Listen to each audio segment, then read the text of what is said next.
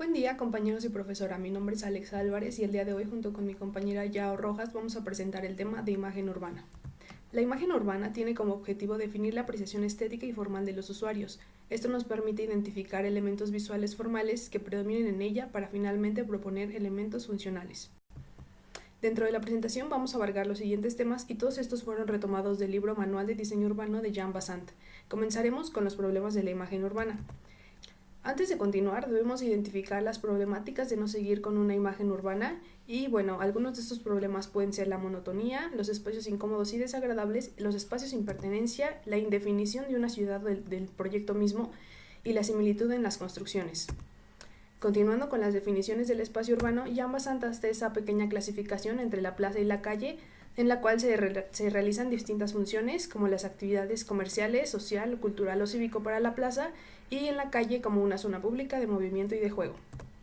Dentro de estas clasificaciones del espacio, Jean Bassant muestra este diagrama donde realiza una configuración básica mediante formas geométricas y bueno, estos a su vez van a tener unos procesos de transformación urbana donde se pueden sustraer o dividir y bueno, esto nos va a generar unas configuraciones que pueden ser tanto regular o irregular y a su vez unas secciones de casas que pueden tener una característica especial de ser cerrado o abierto. Todo esto lo vamos a poder medir gracias a la escala que va a tener el edificio o la propia ciudad. Continuando con los criterios básicos de imagen, más adelante vamos a explicar su aplicación, pero de una vez es necesario mencionarlos. En primer lugar tenemos a la comodidad, donde van a intervenir factores socioclimáticos, y en segundo lugar la diversidad, donde vamos a intervenir con las sensaciones o de acuerdo del usuario las características que la apropie.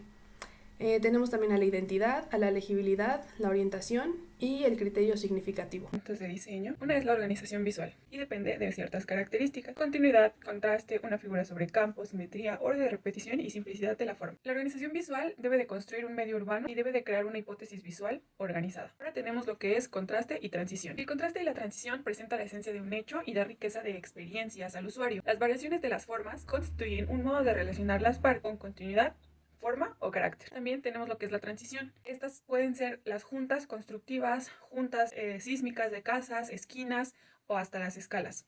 Tenemos lo que es la jerarquía. Esta jerarquía se divide en 3 puntos. Como podemos observar, el primero es el espacio central. Esto quiere decir que vamos a tener un elemento en el cual todos los demás van hacia él o se subordinan a él. El número 2 es un elemento dominante en el lugar. Puede ser uno que se visualice desde cualquier lugar o que simplemente sepas que ese es el que predomina. El número 3 es establecer secuencias múltiples, o sea que todo se vaya repitiendo y que no tenga un principio y un final determinado. Ahora tenemos lo que es la congruencia. Aquí tenemos lo que son las rasantes visuales. Estas deben de coincidir unas con otras. Todo debe de ser congruente entre sí para formar un conjunto que se vea armónico y uniforme. También tenemos lo que es la secuencia visual. Esta es importante tener la claridad de entradas y salidas de los espacios sin que se confundan. Proporción y escala. Aquí tenemos lo que es la proporción. Aquí lo observamos con un patio central. Y definitivamente si el usuario está en un espacio reducido, se va a sentir importante y el centro de ese espacio. Pero si el espacio es muy grande o de escalas mayores, el usuario se sentirá pequeño e insignificante. La relación de la edificación con el sitio. Aquí debemos de tener clara que la forma es fundamental para la configuración de todo el espacio exterior y deben de tener un patrón de uso, lo que es la circulación y la forma visual. La configuración del terreno. Aquí el suelo desempeña una función predominante en el diseño. Revela los puntos básicos de sus materiales, alturas y relieves que son con los que vamos a poder jugar y estas deberán de ser explotadas en el diseño urbano. Estos aspectos son importantes para el diseñador y por supuesto la clave de un buen diseño. Textura del pavimento destacamos 4 puntos principales, que es que siempre deben de ir acorde con la actividad que se desarrolle. También debe de prever un carácter visual y de tener la escala correcta. También puede ser una superficie dominante y también debe de unificarse con la escena urbana. Algunos criterios que debemos de considerar de diseño son forma y espacio. La forma es el punto de contacto entre la masa y el espacio espacio es el lugar donde se desenvuelve una actividad. Los criterios son la definición del espacio, articulación del espacio y movimiento. Aquí tenemos que tener claro que debemos de considerar las circulaciones, las texturas, materiales y por supuesto el propósito es que el movimiento sea continuo para tener una buena experiencia sensorial. El encuentro con el cielo, la silueta, esto quiere decir la verticalidad de los edificios o casas, los puntos en el espacio, mientras el observador se esté moviendo o observando siempre se ubique. Relación con el hombre, la escala debe de ir acorde con los edificios y con el humano. Con anterioridad se mencionaron los criterios, pero ahora vamos a hablar sobre su aplicación. Para la aplicación del criterio de identidad es necesario considerar las características del entorno y sus condicionantes físico y espaciales. En cuanto a la aplicación del significado, necesitamos implementar o crear obras que favorezcan a la apropiación del lugar y al significado que le van a dar sus habitantes. Dentro de la legibilidad, debemos cerciorarnos que la arquitectura conviva sin importar la época y el paso de los años. Referente a la orientación, mediante pistas visuales o hitos, como lo menciona Kevin Lynch, debemos facilitarle al usuario el sentido de la ubicación, proporcionando estas pistas visuales.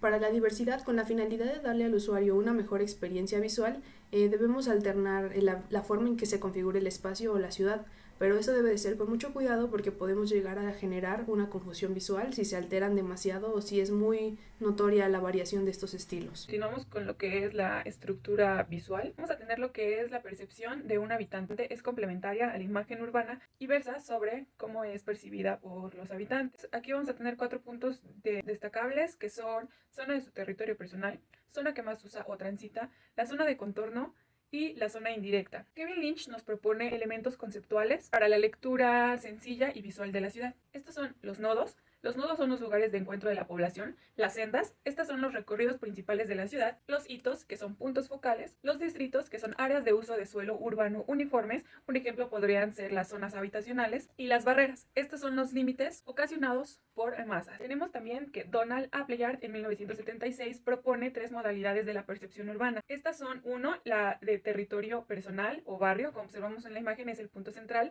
estas dependen del ambiente urbano. 2, que es la zona que más usa, esta depende de la función que le asigne el usuario. La tercera es el contorno visible. Vemos que esta depende de la función que le asigna la escena urbana. Y tenemos la estructuración por asociación, que son diferencias y patrones. La estructuración no depende de ningún conocimiento previo. Permite que el habitante se ubique dentro del mismo contexto urbano. La estructuración por elementos topológicos se refiere a la continuidad y a la conexión, y estas dependen en gran medida de la organización de los elementos secuenciales. Debe de tener continuidad de movimiento, formas, debe de tener uniformidad de las escalas, repetición del mobiliario urbano. La estructuración por posicionamiento, aquí entra en lo que son las diferencias y distancia. Esta debe de ofrecer al habitante un sentido claro de la distancia y de la dirección hacia los puntos importantes de la ciudad. Como conclusión tenemos que la imagen urbana es un criterio y también puede ser un requisito normativo y que constituye un requisito ético y moral en la producción del espacio y la ciudad. La imagen urbana está orientada a los espacios y el contenido de los valores urbanos. Nosotros tomamos nuestra información del Manual de Diseño Urbano de Jan Passant. Muchas gracias por su atención y esto es todo por nuestra parte.